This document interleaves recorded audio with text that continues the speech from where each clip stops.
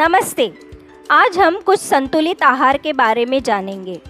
भोजन के 3 उद्देश्य होते हैं। पहला, शरीर को अथवा उसके प्रत्येक अंग को क्रिया करने की शक्ति देना।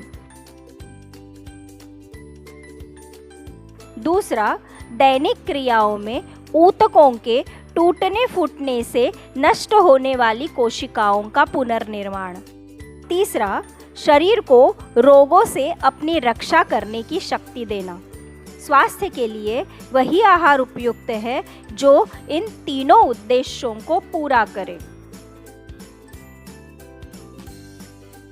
भोजन के मुख्य स्रोत। कार्बोहाइड्रेट्स। कार्बोहाइड्रेट्स ऊर्जा प्रदान करते हैं। ये स्वाद में मीठे होते हैं। शरीर में शक्ति उत्पन्न करने का प्रमुख स्रोत हैं। गेहूँ, ज्वार, बाजरा, चावल, केला, अमृत, चुकंदर, खजूर, सब्जियाँ, मुनक्का, अंजीर, शहद, ऐसी कई सारी चीज़ों से ये हमें प्राप्त होते हैं, परंतु इनकी अधिकता अनेक जानलेवा बीमारियों को जन्म देती है। इसीलिए इसका उचित मात्रा में सेवन करना स्वास्थ्य के लिए अच्छा होता है। प्रोटीन। प्रोटीन हमारे शरीर में मांसपेशियों के निर्माण और उनकी मरम्मत करने में मदद करती है। साथ ही कोशिकाओं को और ऊतकों के विकास में भी उपयोगी है। क्या आपको पता है हमारे बालों और नाखूनों का अधिकांश हिस्सा प्रोटीन से ही निर्मित होता है?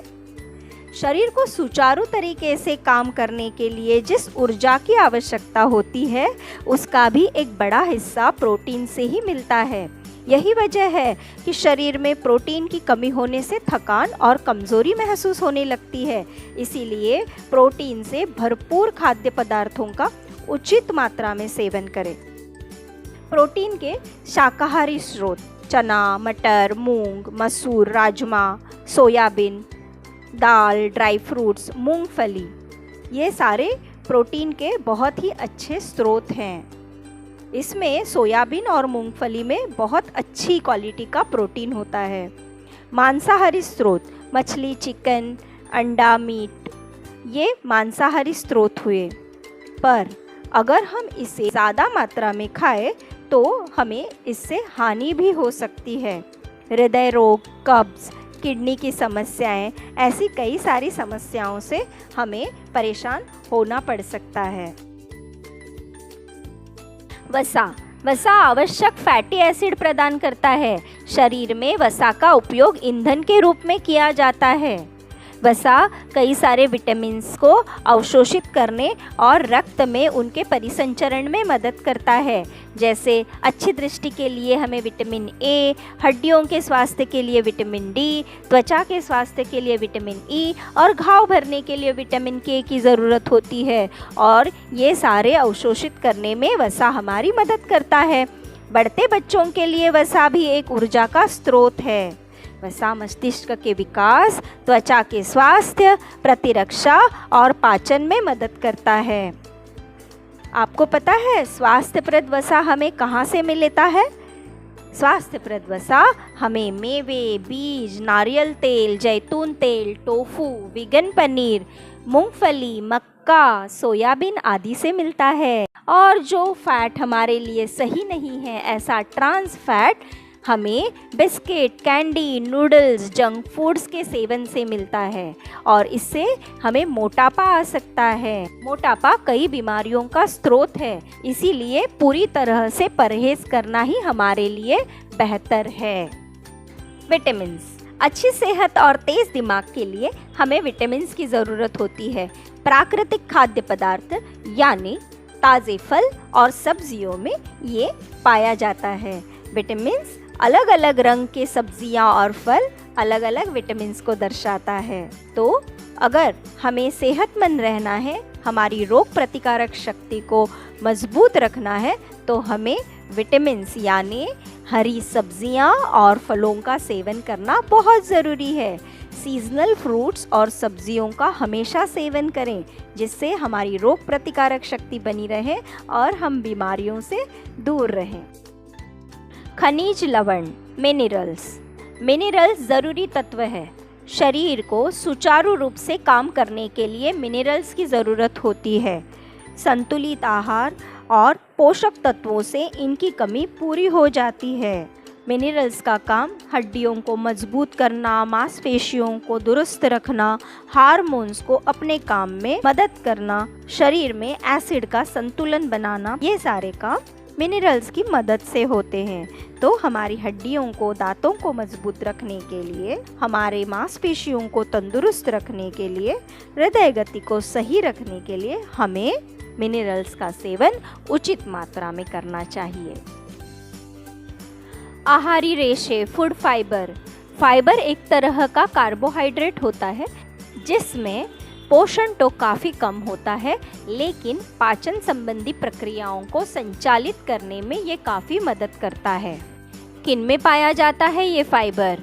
हरी पत्तेदार सब्जियों में, फल, पपीता, अंगूर, खीरा, टमाटर, सलाद, ऐसी कई सारी चीज़ों में ये पर्याप्त मात्रा में पाया जाता है। फाइबर की उचित मात्रा न मिल पाने से शरीर मोटापे का शिकार हो जाता है। पेट साफ न होना, मुंह में छाले आना, मुहासे निकलना, फाइबर की कमी से कब्ज, गैस, पेट संबंधी बीमारियां, ऐसी कई सारी समस्याएं हमारे सामने आती हैं। इसीलिए फाइबर का उचित सेवन करना सेहत के लिए बहुत ज़रूरी है।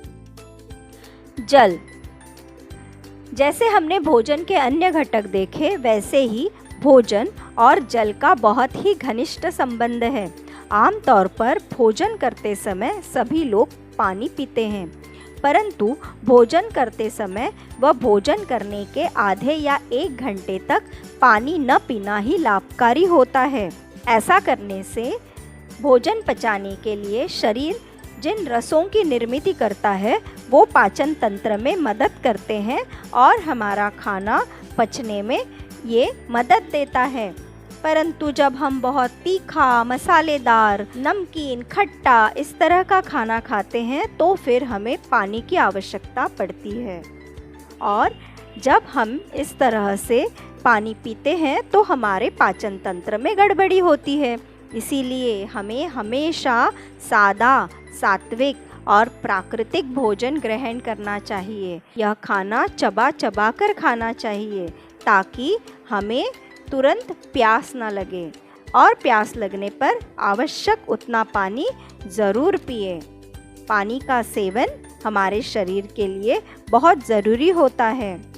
कम पानी पीने से बदहजमी, कोष्ठबद्धता, पेट के अन्य बीमारी, ऐसे समस्याएं आ सकती है। इसीलिए पानी का सेवन बहुत ज़रूरी है।